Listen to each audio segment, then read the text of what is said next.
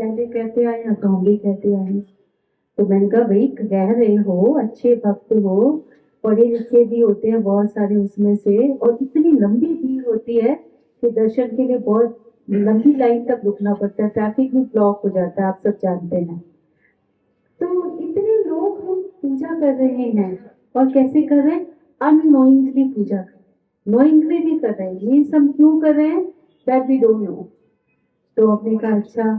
फिर हमने कहा वहां पर दो मूर्तियां थी, कहते हाँ एक तो बहुत बड़ी है और एक छोटी सी है। तो एक बड़ी सी कौन सी है? तो कहते हैं वो शिव जी की है। उनका छोटी सी है, तो कहते हैं वो भी शिव जी की है। तो हमने कहा दो मूर्तियां शिव जी की, तो हमने कहा ये दो क्यों है, फिर एक बड़ी एक छोटी क्यों है? कहते ये भी हमें पता नहीं, बिकॉज जो पहले होता आया है वही हम करते आए हैं। अगर मैं आपसे भी पूछूंगी तो परहैप्स आप भी यही उत्तर देने वाले हैं, है ना? तो सबसे पहले तो मैं ये जानना चाहूंगी, वो जो दो मूर्तियां हैं, एक अनुष्ठाकार जिसको सदा शिव बोलते हैं, और एक जो शरीरधारी है शंकर जी, जिनके गले में सांप की माला है, हाथ में माला भी है पहनने के लिए, और बजने के लिए माला भी है। तो उनमें से शिव कौन है? तो ये जो लिंग है ये शिव जी हैं, या जो वो शरीरधारी हैं वो शिव जी हैं? भाई साहब से पूछ रहे थे, भाई साहब दोनों में से कौन शिव जी है? वो शिवलिंग वाले शिव जी हैं कि वो वाले जो शरीरधारी हैं? और वो जो शरीरधारी है वो उनका रूप है, वो उनका रूप है, वो रूप है। और ये शिव। अच्छा, तो मेरा रूप तो, जब अभी मैं सफेद ड्रेस में हूँ ब्रह्मा कुमारी में, और कश्मीरी ड्रेस में आ जाऊँ तो मेरी शक्ल बदल जाएगी, will remain the same. Dress से मतलब ये ना, मूर्ति से मतलब, मूर्तियां दो हो गई तो जैसे आप काउंसलर हैं, भाई साहब एमएलए हैं, तो दोनों यहाँ की सेवा करने वाले तो हैं, बट दोनों का रूप भी अलग है, कार्य भी दोनों कर रहे हैं, but status is the different. दो रूप इसीलिए because they are two entities. If they were one entity तो शक्ल एक ही होती।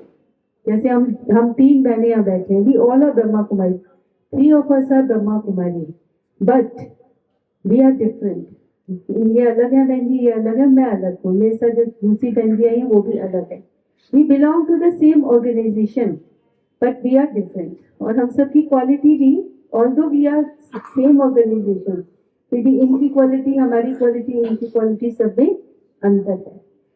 To entities show that they are two entities. दो रूप दर्शाते हैं कि वो दो डिफरेंट एंटिटीज हैं। इसलिए ये जो लिंग वाला है इसको हम कहते हैं सदा शिव, और उनको क्या बोलते हैं? शंकर। देखो दो आ गए ना नाम, ये सदा शिव। इनको कभी भी आपने गलती से भी, नोइंगली भी अननोइंगली भी शंकर लिंग नहीं कहा गया। लिंग का अर्थ होता है रूप। मैं स्त्रीलिंग हूँ, आप पुल्लिंग है, आप भाई का रूप है, मैं बहन का रूप हूँ, और वो किसका है? शिव का रूप है। And we call him always Sada Shiv, वो सदा शिव है। और वो कौन है? शंकर जी है।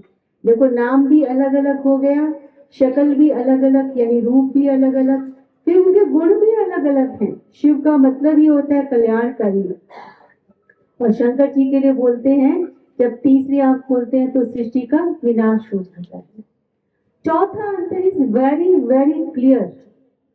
आपने शंकर जी को जब भी देखा है, whether he is in the sitting posture or he is standing, चाहे वो खड़े हुए हैं चाहे बैठे हुए हैं, चाहे फैमिली के साथ हैं, शंकर पार्वती और परिवार साथ है, उनकी आप जब रूप को देखते हैं तो ऐसे लगता है वो सदा ध्यान मग्न है, वो ध्यान कर रहे हैं। तो ध्यान कौन लगाता है? भगवान ध्यान लगाते हैं या भगवान पर ध्यान लगाया जाता है? भगवान ध्यान लगाते हैं या भगवान पर ध्यान लगाया जाता है? भगवान पर ध्यान लगाया, ध्यान करने वाला भगवान नहीं है। तो ये कौन है?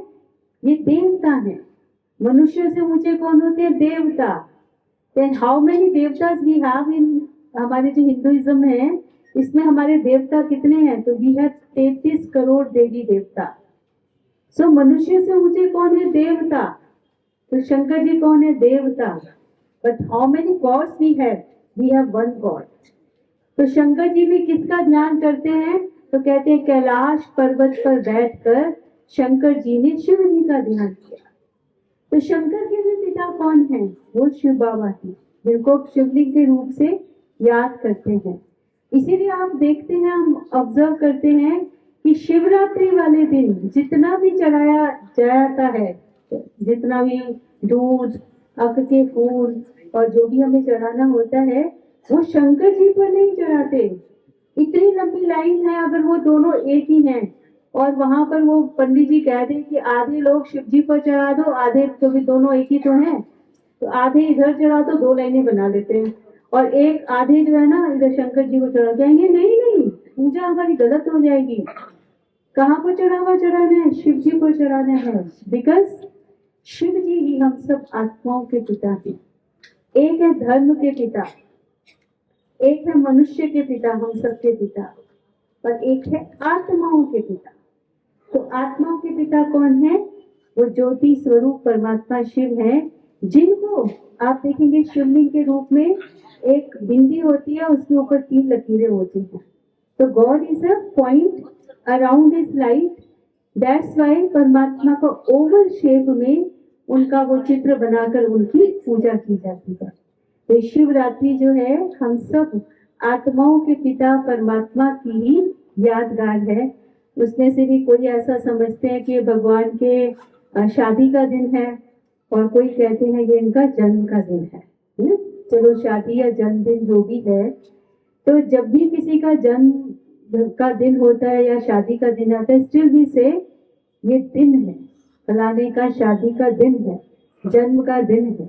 लेकिन शिव जी के लिए हम क्या बोलते हैं? शिवरात्रि। तो ये भी सोचना बहुत जरूरी है कि भाई उनकी शिवरात्रि शब्द क्यों कहा जाता है।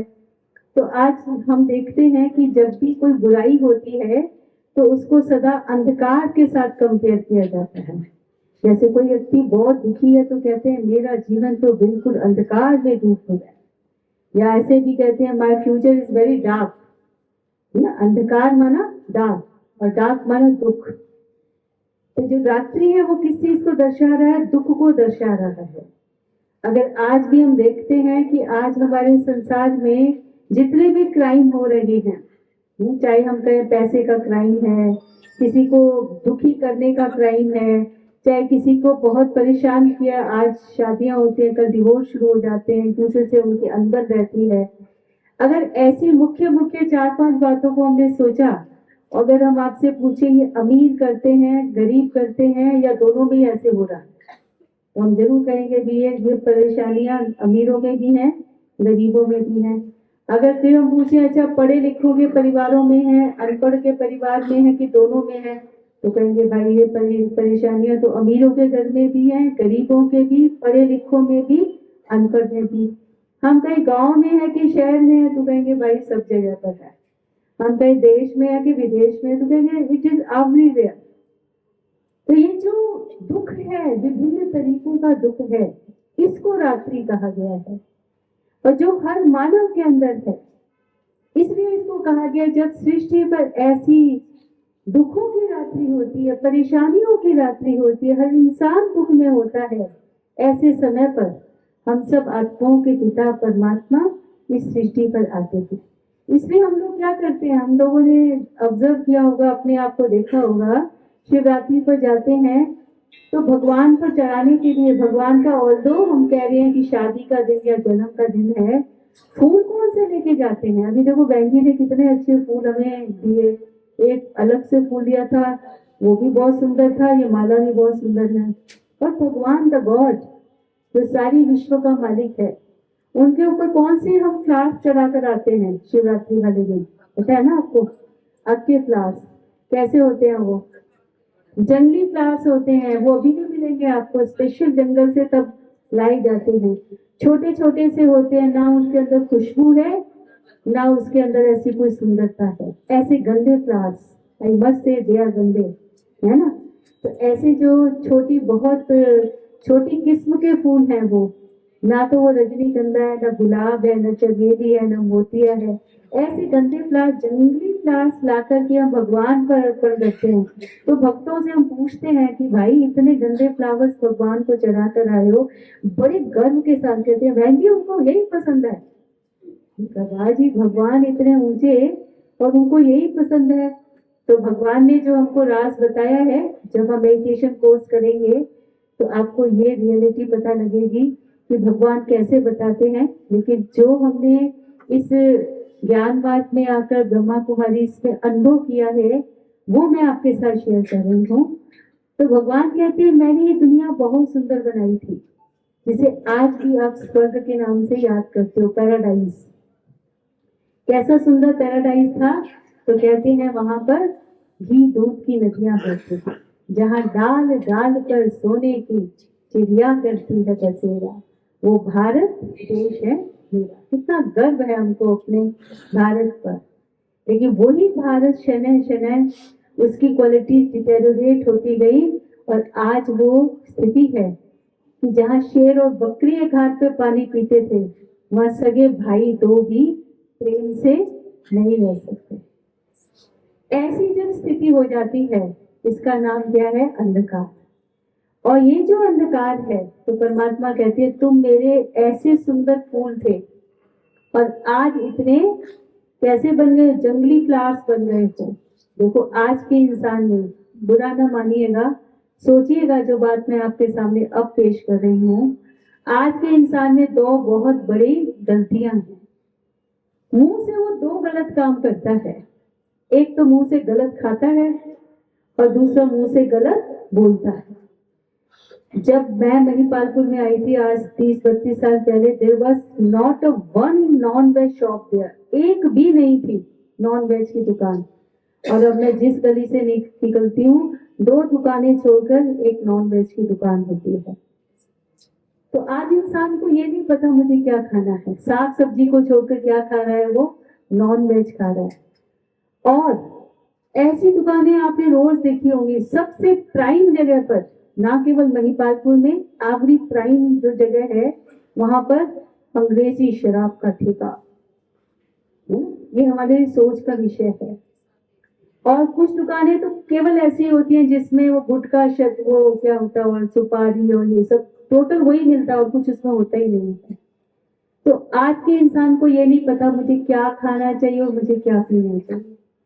और साथ साथ कुछ इतनी सी छोटी सी बात हो जाए, आप रोड पर भी देखते होंगे, आपस में भी देखते होंगे, इतनी सी बात हो जाए, कोई छोटी सी बात हो जाए तो ऐसे फटफट फटफट गलत शब्द निकलते हैं जिसे हम गाली कहते हैं।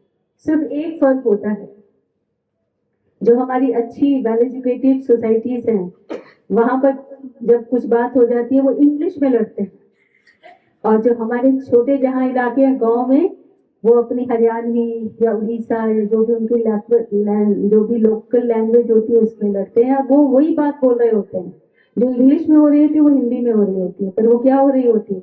लड़ाई हो रही होती है। तो आज के इंसान के अंदर ये जो अक आ गया है, ये जो जहर आ गया है, ये जो जंगलीपन आ गया है, तो वो जंगली फ्लावर्स अर्पण करने की भगवान कहते हैं जरूरत नहीं है। मेरा मंदिर खराब मत करो। आप सबके अंदर मेरे जो अच्छे अच्छे फूल मैंने बनाए थे, फूलों का बगीचा जो तुम बच्चों को बनाया था, तुम बच्चों के अंदर जो अक है, जंगलीपन है, वो मेरे आगे अर्पण कर। और हर एक जो इंसान है आज के अंदर, सबके अंदर जहर बड़ा पड़ा है। हर एक कहता है जी हम तो इतने अच्छे, हम तो इतना अच्छा करते हैं, बचपन में भी इतना अच्छा किया था, बड़े होकर भी इतना अच्छा किया। अरे सब अच्छा कर रहे हैं तो इस दुनिया में दुख क्यों हो रहा है? फिर एक दूसरे से तंग क्यों है? तो वास्तव में ये पता ही नहीं लग रहा इंसान स्वयं गलती कहाँ पर कर रहा है। तो उसकी नजर दूसरों पर है, अपने पर नहीं है कि हम क्या गलती कर रहे हैं। इसलिए आज से लेकर हम क्या करें? सच्चे बेर अर्पण करें। बेर को अर्पण करते हैं ना, उस दिन प्रसाद में क्या, सब फलों में से जो आवश्यक होता है फल अर्पण करना होता है, वो बेर। अब बेर को भी आप देखेंगे ओवल शेप में है। तो हम सब कौन है? ज्योति बिंदु आत्मा है, आसपास हमारे लाइट है। तो भगवान की उम्मीद है तुम बेर को अर्पण मत करो, एक तो तुम्हारे अंदर जो वैर भाव है उसको अर्पण करो, और स्वयं जो तुम आत्मा हो तुम मेरे आगे अर्पण हो जाओ। अर्पण हो जाओ मीन्स फ्रॉम टुडे ऑनवर्ड्स जो भगवान हमको श्रीमत दे रहे हैं, सच्ची समझ दे रहे हैं, उस अनुसार से हम अपना जीवन बनाएं, ऐसी भगवान की हमसे उम्मीद है। तो इसलिए फिर उस मंदिर के अंदर जो अमृत मिलता है वो कौन सा मिलता है? भांग का अमृत मिलता है। तो भगवान हमें ये कहते हैं कि जब तुम अपनी इन बुराइयों को अर्पण कर दोगे और अपने को मेरे आगे सरेंडर कर दोगे तो मैं तुम सबको अपने बच्चे के रूप में स्वीकार करता हूँ। तो हम जब भगवान को स्वीकार हो गए, भगवान हमें अपना बना लेते हैं, तो मुझे लगता है इससे बड़ी और खुशी की बात हो नहीं सकती। तो वो भांग का अमृत नहीं, वो खुशी का नशा। कौन सा? कि मैं आत्मा किसकी, मैं मनुष्य किसका? उस भगवान का, है ना, जिसको हमारे गुरु नानक देव जी ने समझाया, नान कुमारी नान का चढ़ी रहे दिन रात। कौन सी कुमारी? कि मैं आत्मा किसकी हूँ? परमात्मा की। परमात्मा की मैं संतान हूँ। ये जो नशा है ये बहुत बड़ा खुशी की बात है, गर्व की बात है कि we all souls belong to the supreme soul. हम परमात्मा की संतान हैं। जब इस सच्चे सोच के साथ, इस सच्चे व्यवहार के साथ हम परमात्मा के बनते हैं तो हमारा ये जीवन श्रेष्ठ बनता है। तो ये इस तरह से मन के अंदर जागृति रखना, इसे कोई जागरण कहा गया है। हम सब कौन है? परमात्मा के। एक रात भजन कीर्तन करना बहुत अच्छी बात है, लेकिन हमारी जिंदगी एक रात नहीं है। हमारी जिंदगी तो बहुत लंबी है। इसे एक रात वो भले भजन कीर्तन कीजिए, परंतु रियल जगराता कौन सा है? आज से लेकर अब जितनी जिंदगी इस शरीर के साथ हम सबकी अलग अलग है, किसी की 10 साल, 20 साल, 50 साल, 100 साल, जितनी भी जिंदगी इस शरीर के साथ है, तो आज से लेकर हम अपनी पूरी जिंदगी दिन और रात जागरण करेंगे। कौन सा जागरण? कि all souls, I the soul belong to the supreme soul. मैं आत्मा हूँ किसकी? परमात्मा की हूँ। इस सोच के साथ हम हर बात को सोचेंगे। परमात्मा की आत्मा को कैसा सोचना चाहिए, परमात्मा की आत्मा को कैसे बोलना चाहिए, परमात्मा की आत्मा को कैसा व्यवहार करना चाहिए। बस कुछ भी करने से पहले एक सेकंड के लिए सोच लीजिए कि मैं परमात्मा की संतान हूँ। इस सोच के बाद अपना बोलना करना शुरू कीजिए। तो आप बताइए हम सबकी जिंदगी फिर कैसी होगी? कितनी सुखदायी जिंदगी होगी, क्योंकि परमात्मा की संतान गलत तो कर ही नहीं सकती। तो अपने को जब इस स्वरूप में देखेंगे तो सारे जो आपके आसपास हैं वो भी कौन नजर आएंगे? तब ये देह का रूप नजर नहीं आएगा, भाषा का रूप नजर नहीं आएगा, ये कौन सी स्टेट वाला है वो नजर नहीं आएगा। क्या नजर आएगा? ये सब कौन है? भगवान के बच्चे हैं, ईश्वर की संतान है। तो वो सच्चा प्रेम, सच्ची सहानुभूति, सच्ची शुभ भावना मन से जागृत होगी और फिर वो हमारा कर्म सबके प्रति बहुत अच्छा होगा। जिसको ही हम सबको बताया गया वसुदेव कुटुंबकम, ये वसुधा ही हमारा परिवार है। तो इस सोच के साथ जब हम अपना जीवन चलाते हैं तो इसी को कहा गया है सच्ची सच्ची शिवरात्रि मनाना। परमात्मा शिव के हम बच्चे इस बुराइयों की रात्रि को खत्म करेंगे, पहले अपने जीवन से, फिर अपने परिवार से, फिर अपने समाज से, और ऐसे मिलकर दोबारा से जो ये सृष्टि हमारा स्वर्ग था, उस स्वर्ग को अपने परिवर्तन द्वारा, स्वयं के परिवर्तन द्वारा, और इस सृष्टि को हम ऐसा सुंदर स्वर्ग बनाएंगे। तो आप सभी को ऐसी शिवरात्रि, ऐसी श्रेष्ठ शुभ सोच डेवलप करने की, आप सभी को ऐसी शुभ शिवरात्रि की बहुत बहुत मुबारक हो, मुबारक हो, मुबारक। तो जब हम ऐसे परमात्मा की संतान बनकर चलते हैं तो हमारे जीवन कितना सुंदर, कितना श्रेष्ठ बनता है। इसी को ही जीवन क्यों, एक है योग लगाना और दूसरा है कर्म योगी बनना। जब हम कर्म कर रहे हैं और मन में ऐसा नहीं कि हर वक्त बैठ के हमें योग ही लगाना है, एक है योग लगाने वाले और दूसरे हैं योगी जीवन वाले। Which is better? एक है योग लगाने वाले योगी और दूसरे हैं योगी जीवन वाले योगी। कौन सा जीवन बेहतर है? योगी जीवन वाला योगी। तो योगी माना जिसका संबंध उस परमात्मा के साथ है। जैसे देखो, जितने भी हम सभी बैठे हैं, हमको पता है we belong to such and such family, हम फलाने के परिवार के हैं। कोई भारद्वाज है, कोई वर्मा है, कोई शर्मा है वगैरह। तो ऐसा नहीं है कि हम हर वक्त इस बात को कोई मन से चैंट करते रहते, नहीं बोलते नहीं रहते, पर हमारे मन में ये अनुभूति है कि I belong to the Sharma और भारद्वाज या चौहान या जो भी मेरी है फैमिली, राजपूत वगैरह है। तो जब हमारे मन के अंदर वो भावना होती है, उस भावना का प्रभाव मेरे व्यवहार पर होता है। तो योगी जीवन का मतलब यही है कि हर वक्त हमको कोई बैठ करके मेडिटेशन करना नहीं है, पर जीवन में ये मन के अंदर अनुभूति हो कि हम कौन है, उस परमात्मा के हैं। आप सबने एक बार जरूर अनुभव की होगी कि जीवन का एक पल, सबने उसको अनुभव किया होगा कि सामने शरीर रखा है and we are saying he is no मोर।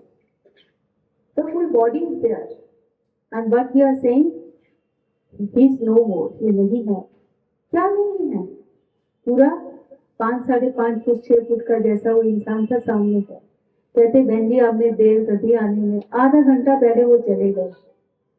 हम कहते हैं अच्छा आधा घंटा पहले? फिर अब पूछे अच्छा कब ले जाएंगे इनको? तो कौन चला गया और किसको ले जाना है? This is the reality of life. ये सच्ची रोशनी है। तो ये कौन है? ये सामने से जो नजर आ रहा है ये क्या है? बाहर का कॉस्ट्यूम है, शरीर है। इसके अंदर कौन चला गया? आत्मा चली गई। Who was working with this body? वो आत्मा काम कर रही थी। अब ये ना सुन रहे हैं, ना बोल रहे हैं, मुंह भी है, आंखें भी है, कान भी है, सब कुछ है, पर ये ना बोल रहे हैं, न देख रहे हैं, न सुन रहे हैं। तो कौन था वो? वही मैं हूं। आज इस रोशनी की जरूरत है, तब वो अंधकार दूर होगा। तो क्या है वो रोशनी? कि I the soul in this body, यहाँ पर आत्मा रहती है। इसे जब मंदिर में जाते हैं तो यहाँ तिलक लगाया जाता है। पूजा के समय पर वैसे तो बहनें तिलक लगाया करती हैं, पूजा के समय पर बहन भाई सबको तिलक लगाया जाता है। क्यों भाई? क्योंकि ये रियलाइज कराना होता है कि आप शरीर नहीं हो, आप आत्मा हो। तो जब हमको ये रियलिटी, सच्चाई की अनुभूति, और तिलक लगवा तो लिया पर इसको रियलाइज नहीं किया, तो इसका फायदा होगा? आज तक भी नहीं किया। अब आज से भले तिलक लगाओ या न लगाओ, वो आपकी मर्जी, बहने या भाई, क्योंकि इस रियलिटी को सदा मन के अंदर रखो। जो आत्मा है वही आंखों से देख रही है, कानों से सुन रही है, मुंह से बोल रही है। इसलिए आत्मा शरीर से जैसा कर्म करती है, माना आंखों से अगर प्यार से देखती है, मुंह से प्यार से बोलती है, कानों से प्यार से सुनती है, तो असर किस पर होगा? शरीर पर कि आत्मा पर? बताइए। आत्मा ने आंखों से देखा, प्यार से, मुंह से प्यार से बोला, असर किसके ऊपर होगा? शरीर पर कि आत्मा पर? आत्मा पर, है ना। तो आत्मा पर क्या असर हो जाता है? अच्छा असर हो जाता है। इससे उसको बोलते हैं पुण्य आत्मा। जो आत्मा है वो भी आत्मा, पर आंखों से बुरा देखती है, मुंह से बुरा बोलती है, कानों से सुना बुरा सुनती है, तो किस पर असर होगा? आत्मा पर। तो उसको बोलते हैं पाप आत्मा। अब पुण्य आत्मा बनना है या पाप आत्मा बनना है, किसके हाथ में है? भगवान ने नहीं बनाया, हमारे अपने हाथ में है ना। इसलिए आप देखिए हमारी जिंदगी में दो चीजें आ रही हैं, एक सुख आ रहा है, एक दुख आ रहा है। तो सुख भी किसी न किसी के द्वारा मिल रहा है और दुख भी किसी न किसी के द्वारा मिल रहा है, राइट। परिवार में हम 5 सदस्य रहते हैं, उनमें से 2 हमें बहुत दुखी करते हैं, 2 बहुत सुखी करते हैं। तो हम कहते हैं 2 बहुत अच्छे हैं, ये 2 बहुत खराब है। पर रियलिटी क्या है जिंदगी की? जो मैंने अच्छा किया था, क्या अच्छा किया था? जो आंखों से पहले मैंने अच्छा देखा था, कानों से अच्छा सुना था, मुंह से अच्छा बोला था, वो यहाँ पर रिकॉर्ड हो गया। इसे 2 जने ये मेरे बहुत फेवर करते हैं, मेरा कहना मानते हैं, मेरे अनुसार से चलते हैं। ये 2 जो नहीं करते हैं, ये मेरे अच्छे जो मैंने कर्म किए थे उसका फल इनके द्वारा मिल रहा है। और जो मैंने अननोइंगली या नोइंगली बुरा किया था, क्या बुरा किया था, इन आंखों से जो बुरा देखा था, मुंह से जो बुरा बोला था, कानों से जो बुरा सुना था, वो जो मैंने बुरा कर लिया उसका फल मुझे इन दो सदस्यों के द्वारा मिल रहा है। तो इसलिए हम क्या बोलते हैं, जो आप बीजते हो सो आप पाते हो। As you sow shall you reap. Every action has equal and opposite reaction. कितना अपोजिट? जितना आपने किया था उतना अपोजिट। तो आज से लेकर अब हमको इस रियलिटी को, इस रोशनी को सदा याद रखना है कि जो मेरा सुख है वो भी मेरे किए हुए कर्म का फल है। I am getting through anyone, पर वो नहीं दे रहा। कौन दे रहा है? जो मैंने अच्छे कर्म किए थे उसका फल इनके द्वारा मिल रहा है। एज वेल एज जो मुझे दुख मिल रहा है वो भी ये नहीं दे रहे हैं। It is also the result of my karma. Which Karma?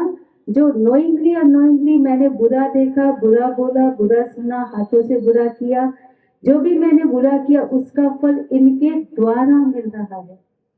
अब अगर मुझे आज से लेकर अब लगभग 6:30 हुए हैं और जितनी भी जिंदगी मेरी इस शरीर के साथ बाकी है, अब इस जिंदगी में अगर मैं सुख चाहती हूँ, how many of you want to have जिंदगी में सदा सुख शांति मिले? कौन कौन चाहते हैं कि सुख शांति मिले? प्लीज हाथ खड़ा करके बताइए। अच्छा, सभी चाहते हैं। कुछ कुछ माताओं ने शायद, अच्छा, महाकुंभ में आए हैं। तो there is only one option. जिन जिन को सुख चाहिए आज से लेकर, अभी से लेकर, नॉट आज से, अभी से लेकर, वी हैव टू प्लान। देखो, कुछ भी प्राप्त करने के लिए प्लानिंग करनी पड़ती है, तो we have to plan it. तो प्लानिंग क्या है? ज्यादा बड़ी नहीं है, सिर्फ एक ही बात प्लान करनी है कि अगर मुझे सुख चाहिए तो जो चाहिए होता है उसका बीज बोना पड़ता है। जब बीज बोते हैं तो फल मिलता है, बिना बीज के फल नहीं मिलता।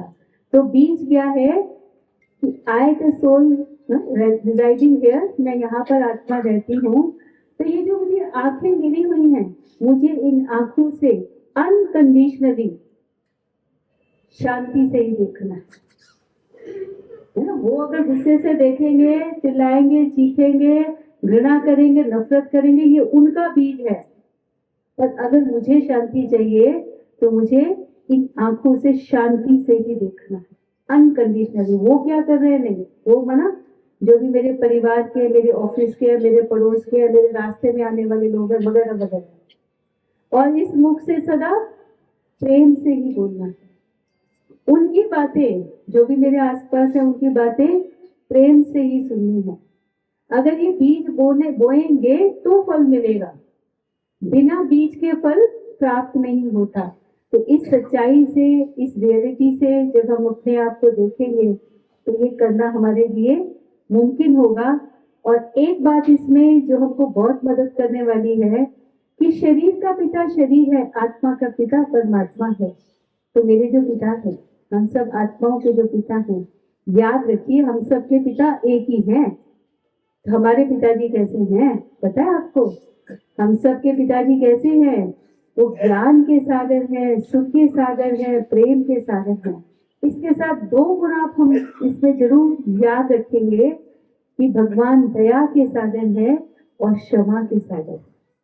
जब मेरे पिता इतने अच्छे हैं तो मैं उनका बच्चा कैसे होना चाहिए? मेरा पिता शांति का सागर और मैं अशांत, मेरा पिता प्रेम का सागर और मैं सबके साथ घृणा करने वाला। Will not do like this. अच्छे पिता के बच्चे कैसे होने चाहिए? अच्छे होने चाहिए। और मेरा पिता दया और क्षमा का सागर। तो मुझे भी अपने आसपास जितने भी मेरे रिलेटिव्स हैं, साथी हैं, संबंधी हैं, उनके साथ मेरा व्यवहार कैसा हो? ऐसा हो। कौन सा? दया वाला और क्षमा का। क्षमा करने वाला सदा बड़ा होता है, क्षमा वाला सबको प्रिय होता है। अगर इस सोच को हम याद रखेंगे तो हमारा जो वे ऑफ लाइफ है उसमें जो सुख का बीज बोना है, जो हमने आपके सामने बयां किया है, वो करना हमारे लिए बहुत इजी हो जाएगा और हमारी जीवन बहुत सुख शांति में बन जाएगी। तो आप सभी को ऐसी सुख शांति में जीवन बनाने की ऐसी अच्छी परमात्मा की संतान बनने की आप सभी को एडवांस शिवरात्रि की भी और ऐसा अच्छा बनने की भी बहुत बहुत मुबारक हो, मुबारक हो, मुबारक।